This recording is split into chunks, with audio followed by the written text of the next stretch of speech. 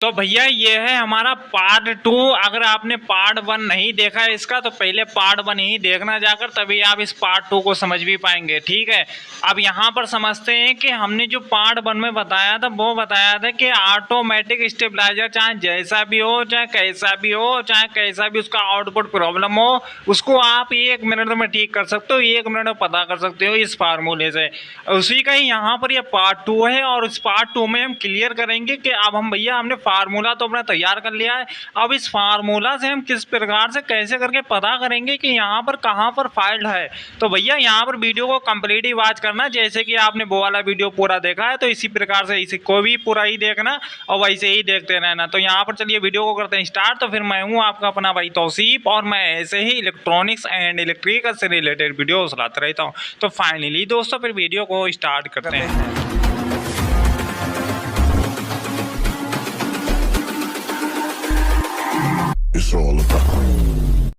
तो भैया सबसे पहले यहाँ पर सावधानी का पहले ध्यान रखें भैया, इस पे आप बिल्कुल भी इसमें हाथ अपना टच ना करें। इसमें जो है बिल्कुल भैया इसमें करंट चल रहा है बहुत तगड़े से।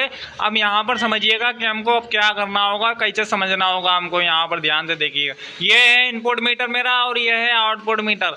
अब यहाँ पर देखिएगा मैं इसमें वोल्टेज अपना दे रहा हूँ और यहाँ पर आपको पता चलेगा क्लियर तरीके से। ठीक है, यहाँ पर देखिएगा मैं इनपुट में वोल्टेज बढ़ा रहा हूँ और यहाँ पर देखिएगा, देखिए मैं धीरे धीरे से वोल्टेज दे रहा हूँ और यहाँ पर वोल्टेज मेरा चल रहा है इनपुट में।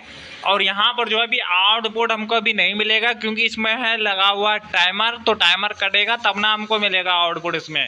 तो इसमें जो है पहले आउटपुट हमको देखने दीजिए, फिर उसके बाद में चेक करते हैं इसमें क्या होता है। ठीक है, अभी देखिए यहाँ पर आउटपुट आने वाला है कुछ ही देर में, बस आने वाला है, बहुत देर हो गया आउटपुट का, अब आउटपुट आने वाला है कुछ देर में। ठीक है भैया, जल्दबाजी बिल्कुल भी नहीं करना है, समझना है। तो भैया यहाँ पर ऐसे ही देखते रहे ना वीडियो को, तभी जाकर आप समझ पाओगे, तभी कर भी पाओगे इस चीज़ को। यहाँ पर मेरा आउटपुट आ गया है, आउटपुट मुझे मिल गया है यहाँ पर देखने के लिए। तो यहाँ पर क्या हो रहा है कि 100 वोल्टेज पे हमको 200 वोल्टेज का आउटपुट मिल रहा है, तो बहुत अच्छा मिल रहा है यहाँ पर। अभी देखिएगा हम इसकी थोड़ी सी टेस्टिंग पहले कर लेते हैं, फिर आपको आउटपुट का प्रॉब्लम बताते हैं। यहाँ पर क्या हो रहा है कि पहले स्टेप में मेरा 250 पे कटअप किया, दूसरे स्टेप में मेरा 250 पे कटअप किया, एंड ये है मेरे पास तीसरा स्टेप, ये तीसरे स्टेप में 250 पे कटअप किया, ये है चौथा स्टेप, चौथे स्टेप में भी हमको 250 पे कटअप किया, और ये है पाँचवा स्टेप जो कि यहाँ पर जो है मेरा 250 पे ही कटअप किया। तो यहाँ पर क्या हो रहा है कि स्टेप बिल्कुल सही चल रहा है। अब यहाँ पर हाई कट का भी एक बार चेक कर लेते हैं कि हाई कट इसमें लग रहा है नहीं लग रहा है या कितने पर लग रहा है।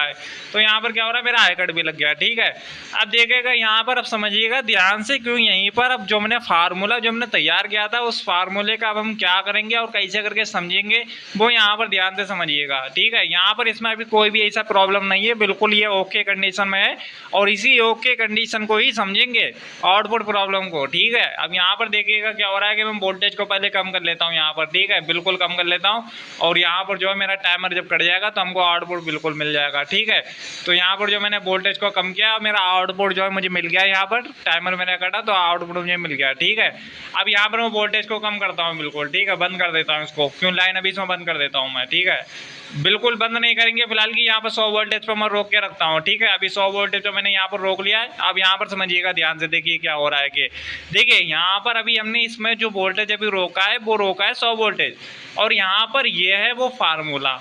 अब इस फार्मूले का हम क्या करेंगे और कैसे करके समझेंगे वो यहाँ पर बहुत एक अच्छी तरीके से यहाँ पर क्लियर करेंगे। बस इसी फार्मूले को देखना है ध्यान से और इस फार्मूले के हिसाब से ही आप समझ भी पाएंगे। ठीक है भैया, कोई जल्दबाजी नहीं करना है आपको यहाँ पर। चलिए अब यहाँ पर देखिए क्या हो रहा है। अब मैं इसमें कुछ भी ऐसा नहीं करूँगा। यहाँ पर देखिए पहले मैं क्या करूँगा, ये जो दूसरी वाली जो रिले है यहाँ पर समझिए, पहले ये पहली रिले, ये दूसरी, ये तीसरी, ये चौथी, 4 रिले हो गई। ये जो दूसरी वाली रिले है इस रिले का मैं क्या करूँगा, ये है वो वायर। ठीक है, ये वायर है लाल वाला। ठीक है, इस वायर को मैं क्या करूंगा, यहाँ से जो है मैं निकाल लूंगा इसको बाहर। मैंने इसको निकाल लिया, इसको मैंने इस रिले का एक वायर को मैंने बाहर निकाल लिया सर्किट से। अब ये क्या होगा कि ये रिले बिल्कुल भी काम नहीं करेगा। ठीक है, ये बिल्कुल ऐसे समझ लीजिए ये रिले जो खराब हो गया बिल्कुल। ठीक है, मैंने इस तरीके से यहाँ पर इस तरीके से वायर को निकाल दिया। ठीक है, अब मैं वोल्टेज को दिया हूँ यहाँ पर, तो यहाँ पर मेरा आप वोल्टेज को देखिएगा कि मेरा पहला कटअप तो लग गया बढ़िया तरीके से, एंड हम दूसरा कटअप को टेस्ट किया तो यहाँ पर क्या हुआ, दूसरे कटअप में ही पूरा गड़बड़ा कर दिया ये। दूसरे कटअप में पूरा का पूरा गड़बड़ा गया है। यहाँ पर देखिए, यहाँ पर क्या हो रहा है कि 160 165 वोल्टेज के बीच में हमको ये दिक्कत देखने के लिए मिली है। अब 165 160 अब यहाँ पर देखिएगा, समझिएगा ध्यान से, बहुत ध्यान से देखिएगा क्या हो रहा है। देखिए यहाँ पर क्या हो रहा है, ये तो हमारा पहला, इसको तो हम बिल्कुल भूल ही जाएंगे, इस पर तो हमें कोई मतलब नहीं। ये है पहला स्टेप, 140 वोल्ट पे हमको सही मिला था, बिल्कुल एकदम ओके कंडीशन में चला। ये है 165 170 वाला। अब यहाँ पर क्या हो रहा है, पहली रिले एनसी पे, दूसरी वाली रिले जो है वो हमारी एनओ पे होना चाहिए, क्योंकि जब एनओ का मतलब होता है कि रिले ऑन होना, तो एनओ पे जब ही आती है जब रिले वो ऑन होती है। ठीक है, जब हमको सर्किट जो है हमारे रिले को जब वो वोल्टेज देगा तब वो रिले हमारे ऑपरेट होगा। ठीक है, और जब वो सर्किट से ही वो वोल्टेज उसको नहीं मिलेगा तो इसका मतलब तो फिर रिले तो वो हमारा जैसा वैसे ही रहेगा ना, हमारा मतलब कि वो एनसी पॉइंट से अटैच रहेगा ना, वो मतलब कि वो बंद की कंडीशन में रहेगा ना, ऑन की कंडीशन में थोड़ी ना होगा, क्योंकि हमने तो उसको सर्किट से निकाल ही दिया था दूसरी वाली रिले का वायर को। ठीक है, अब यहाँ पर देखिएगा, समझिएगा बहुत ध्यान से, क्योंकि हमारी जो दूसरी वाली रिले जो है वो हमारी एनसी पॉइंट पे होना नहीं चाहिए, एनओ पॉइंट पे होना चाहिए। तो वो रिले ये दूसरा वाला पूरा गड़बड़ा कर रहा है यहाँ पे, तो ये दूसरा वाला रिला हमारा गड़बड़ा गया, तो इसी वजह से हमको जो है दूसरे स्टेप में दिक्कत देखने के लिए मिली है यहाँ पर। ठीक है, तो यहाँ पर क्या हुआ, ये रिले हमारा बिल्कुल काम नहीं कर रहा है, बाकी की सब रिले हमारी काम कर रही हैं, तो यहाँ पर हमको दिक्कत देखने के लिए मिला। यहाँ पर इससे पता निकाल लिया। अब यहाँ पर तीसरा और समझिएगा यहाँ पर क्या होना है। देखिए अब मैं वोल्टेज को क्या करूँगा, कम करूँगा पहले, तो यहाँ पर वोल्टेज को बिल्कुल 100 पे कर लूँगा बिल्कुल। ठीक है, अब मैं क्या करूँगा, ये जो वायर मैंने जो निकाला था, इसी वायर को मैं क्या करूँगा, जहाँ पे से निकाला था भैया वहीं पर मैं इसको फिक्स कर दूँगा। ठीक है, मैं यहाँ पर जो है यहीं पर फिक्स कर देता हूँ इसको। ठीक है, चलिए ये तो हमने दूसरी वाली रिले के साथ में एक्सपेरिमेंट किया था। अब हम यहाँ पर क्या करते हैं, अब हम तीसरी वाली रिले के साथ में एक्सपेरिमेंट करके देखते हैं यहाँ पर क्या हो रहा है, कि हम उस तरीके से पता निकाल सकते हैं या फिर नहीं। अब देखिए यहाँ पर क्या हो रहा है कि ये है वो मेरे पास तीसरी वाली रिले का वायर, ग्रीन वाला, ये जो तीसरी वाली रिले है, ये जो यहाँ पर आप देख रहे हैं तीसरी वाली रिले, इसका जो वायर है ये है वो ग्रीन कलर का। तो मैं क्या करूँगा, यहाँ से इसको निकाल दूंगा। ठीक है, मैं समझ लूँगा कि भैया ये मेरी तीसरी वाली रिले बिल्कुल ख़राब पड़ी है, जल गई है, पूरी ख़राब है। ठीक है, तो इस कंडीशन के हिसाब से मैंने यहाँ से वायर निकाल दिया। ठीक है, अब मैंने यहाँ पर जब वायर निकाला, मैं यहाँ पर वोल्टेज बढ़ाता हूँ। देखिए यहाँ पर वोल्टेज में बढ़ाया हूँ, मेरा जहाँ पे कटअप लगना चाहिए 250 पे, तो ये बिल्कुल कर रहा है 290 पे जाके कटअप, बिल्कुल भी काम नहीं कर रहा। अब देखिए अगर आपके कन्फ्यूजन में ऐसा लग रहा है कि शायद सेटिंग इसमें गड़बड़ हो गई है हमारी प्रीसेट से, तो हो सकता है कि भैया यहाँ पर हम प्रीसेट से भी सेटिंग करके आपको दिखा देते हैं, ताकि आपका कन्फ्यूजन दूर हो जाए। यहाँ पे देखिए मैं क्या करूँगा, अभी यहाँ पे 250 पे मैंने सेट करके रख लिया वोल्टेज। अब मैं यहाँ पे क्या करता हूँ कि इस प्रीसेट से मैं वोल्टेज का कटअप लगाता हूँ, 250 पे ही लगाता हूँ। ठीक है, अगर आपको ऐसा लग रहा है कि प्रीसेट से इसकी सेटिंग खराब हुई है, तो प्रीसेट से मैं सेट भी कर रहा हूँ। देखिए यहाँ पर मैंने प्रीसेट से 250 पे कटअप किया, तो यहाँ पर ये कितने पे आगे गिरा, 180 वोल्टेज पे, मतलब कि 250 वोल्टेज पे कटअप करके ये 180 वोल्टेज पे कटअप कर रहा है, मतलब कि 180 वोल्टेज पे आकर रुक रहा है। तो भैया यहाँ पर जो 70-80 वोल्टेज का डिफरेंस आ रहा है, मतलब कि इतना ज़्यादा डिफरेंस आ रहा है, तो भैया यहाँ पर सीधी सीधी बात आ रही है कि यहाँ पर हमारा तीसरा वाला रीला बिल्कुल भी काम ही नहीं कर रहा है, क्योंकि तीसरा वाला जो रीला होता है वो हमारा आउटपुट के लिए है, बिल्कुल मेन आउटपुट रिले है वो हमारी, और मेन आउटपुट रिले ही हमारी अगर खराब हो जाएगी तो हमको तो आउटपुट में बहुत बड़ा दिक्कत देखने के लिए मिलेगा ना, क्योंकि आउटपुट ही हमको सही नहीं मिलेगा उससे। अब देखिए यहाँ पर क्या हो रहा है कि मैं 1 सेकंड के लिए क्या करता हूँ, इसको यहीं पर इस वायर को लगा देता हूँ। अभी आप समझ नहीं पा रहे हो इस चीज़ को कि मैं कहाँ से क्या कह रहा हूँ। ठीक है, अभी मैं इसको यहाँ से जहाँ से मैंने निकाला था इसको यहीं पर मैं फिक्स करता हूँ, और इसको फिक्स करने के बाद में फिर मैं जहाँ से मैंने स्टार्ट किया था, जैसे मैंने पहले जो सेटिंग की थी इसमें 250 वोल्टेज पे, उसी वोल्टेज रेंज पे फिर से मैं इसमें सेटिंग करता हूँ। ठीक है, अभी देखिए आपको यहाँ पर एक चीज़ और भी पता चलेगी कि यहाँ पर क्या हुआ कि मैंने अभी 250 पे कटअप किया इसका। ठीक है, मैंने अपनी सेटिंग को चेंज कर दिया। अब यहाँ पर क्या होगा कि अब मैं यहाँ पर जैसी वोल्टेज दूंगा, तो जहाँ पे मेरा 250 पे कटअप करना चाहिए, तो वहाँ पर 250 पे कटअप नहीं करेगा, वो और कम पे करेगा आके। देखिए आपको अभी क्लियर होगा, यहाँ पर ऐसे अभी समझ नहीं पा रहे। ठीक है, अभी मैंने यहाँ पर वायर को अपने फिक्स कर दिया है। ठीक है, अब देखिएगा मैं यहाँ पर जो कटअप पहले टेस्ट करता हूँ, यहाँ पर देखिए यह देखिए कितने पे कटअप लग रहा है, मतलब कि जहाँ पे लगना चाहिए 250 पे, तो ये कर रहा है 210 पे या 220 पे ही कटअप कर रहा है।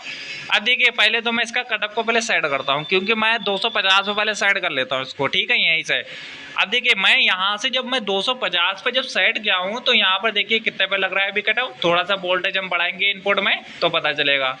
देखिए अब मेरा जो है 250 पे कटअप लग रहा है। ठीक है, मैंने 250 पे इसको सेट कर दिया है। ठीक है, अब यहाँ पर ये सेट हो गया है। अब मैं थोड़ा सा वोल्टेज बढ़ाता हूँ, ये पर चेक करता हूँ 250 पे कटअप किया है, बिल्कुल काम किया है 250 पे। अब मैं फिर से थोड़ा सा वोल्टेज बढ़ाता हूँ, अब देखिए यहाँ पर क्या हो रहा है कि ये जो तीसरी वाली रिले का वायर है, अब मैं यहाँ से दोबारा से निकाल रहा हूँ। ठीक है, अब मैंने इसको यहाँ से अपना निकाल लिया बाहर के लिए, तीसरी वाली रिले का वायर को बाहर निकाल लिया। ठीक है, अब यहाँ पर समझिएगा, ध्यान से देखिए क्या हो रहा है। जैसे कि यहाँ पर जो है ये मेरा बिल्कुल भी आउटपुट काम नहीं कर रहा है। वोल्टेज मेरा कितना है, 140 वोल्टेज पे ये दिक्कत कर रहा है। अब हम उस फार्मूले से कैसे करके पता करेंगे कि भैया ये तीसरा वाला रीला ख़राब है। तो भैया यहाँ पर आप समझिए इस फार्मूले को, यहाँ पर ध्यान से देखिए। ये 140 वोल्टेज पे हमको क्या करना चाहिए कि पहली रिले हमारी एनसी पे, दूसरी वाली रिले एनसी पे, एंड ये तीसरी वाली रिले जो है ये एनओ पे होना चाहिए। तो एनओ पे तो जब ही आएगी ना जब हमारा सर्किट से वोल्टेज वहाँ पर पहुँचेगा रिले को। मतलब कि एक तरीके से मान के चलते हैं कि अगर हमारा रिले खराब है भैया, तो जाहिर सी बात है कि भैया वो तो एनसी पॉइंट पे ही रहेगा। अगर रिले सही होगा तो भैया जाहिर सी बात है फिर वो भैया हमारा एनओ पॉइंट से चिपक जाएगा, तो हमको आउटपुट सही देखने के लिए मिलेगा।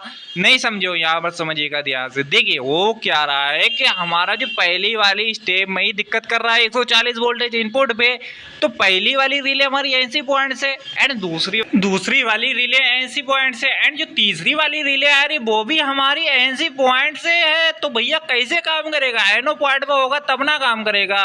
तो यहाँ पर रिले को तो हम पहचानना सीख गए कि रिले कौन सा खराब है, कौन सा क्या सही है, कौन सा क्या होना चाहिए। चलिए रिले के बारे में तो समझ गए, अब यहाँ पर समझते हैं हम ये कि सर्किट के अगर सर्किट से ही पूरा गड़बड़ा होता हो भैया, रिला हमारा सब सही है, अब सर्किट से ही गड़बड़ा हो तो हमको कैसे पता चलेगा कि भैया सर्किट पूरा गड़बड़ा कर रहा है। तो भैया अब ये तीसरा पार्ट बनेगा, इसका तीसरे पार्ट में आपको बताया जाएगा कि आखिर सर्किट से हमको कैसे पता चलेगा कि सर्किट खराब है, या सर्किट में ये कंपोनेंट्स खराब है, या सर्किट में ये प्रॉब्लम है। तो भैया उसका भी वीडियो एक बनाया जाएगा, तीसरा पार्ट मिलेगा, वेट करिएगा, हो सकता है कि आपको नेक्स्ट वीडियो में ही तीसरा पार्ट मिल जाएगा। तो भैया यहाँ पर रिले के बारे में समझ गए बहुत अच्छी तरीके से कि आखिर रिले कौन सा खराब है कौन सा सही है इस फार्मूले से। अब जो दूसरा जो फार्मूला तैयार होगा वो होगा हमारा सर्किट से रिलेटेड, कि सर्किट से हम कैसे करके पहचानेंगे सर्किट हमारा खराब है या फिर सही। तो यहाँ पर भैया बिल्कुल आसानी से सीखेंगे, समझेंगे बारीकी तरीके से। बस वीडियो को यहाँ पर एक लाइक कर देना, चैनल से मेरे नए हो या पुराने अगर अभी तक सब्सक्राइब नहीं किया तो इस चैनल को सब्सक्राइब कर लेना। इस वीडियो के माध्यम से कुछ भी ऐसा अधूरा रहेगा तो हमको कमेंट बॉक्स में जरूर से बताना। तो फिर दोस्तों फिर मिलते हैं फिर नेक्स्ट वीडियो में, तब तक अपनों का ख्याल रखिएगा।